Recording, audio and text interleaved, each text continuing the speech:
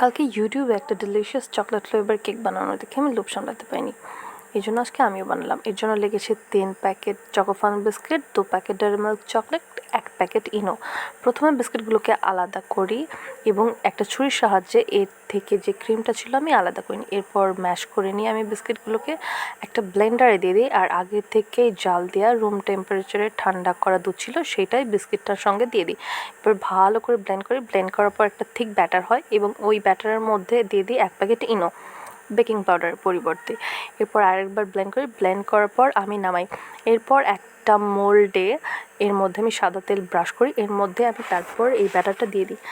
এরপর ইন্ডাকশানে আমি একটা হাঁড়ি বসাই, এটা আমি 5 মিনিট ফ্রি হিট করাই ফুল ভোল্টেজে। তারপর আমি ফ্লেমটা কমিয়ে দিই, লো ফ্লেমে দিই। তারপরে আমি একটা কাগজ বিছাই, তার উপর স্ট্যান্ডটা দিই এবং আমার এই কেকের মোল্ডটা দিই এবং ঢেকে দিই। 35 মিনিট বেক করি। বেক করার পর আমার কেক রেডি। যেহেতু প্রথমবার বানিয়েছি বুঝছিলাম না, বিস্কিটটা কম হয়ে গেছে, 2 প্যাকেটে হচ্ছিল না, 4-5 প্যাকেট দিলে ভালো হতো। এই জন্য আমি যখন ছুরির সাহায্যে দুভাগ করতে চাই ছিঁড়ে যায়। তো কী করার, যেই আমি ক্রিমটা বিস্কিট থেকে আলাদা করেছিলাম, একটু দুধ নিয়ে গুলে ওই ছিঁড়ে গেলেও আমি ওই কেকের মাঝখানে দিয়ে দিই। এরপর ওপর থেকে যেই চকলেট ছিল ডেয়ারি মিল্ক চকলেট, গরম জল বসাই ইন্ডাকশানে, ওই চকলেটটাকে গলাই এবং উপর দিয়ে ক্রিমের লেয়ারটা দিই। তো আমার কেকটা রেডি। দেখতে যেমনই হোক, খেতে কিন্তু প্রথমবার বানিয়েছি বলে এবং নিজে বানিয়েছি বলে বলছি না, অনেকটা টেস্টি হয়েছিল।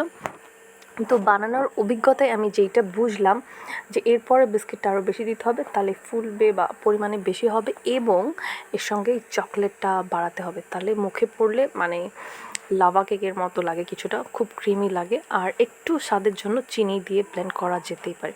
যাই হোক, ভালো থেকে সুস্থ থেকো, টাটা।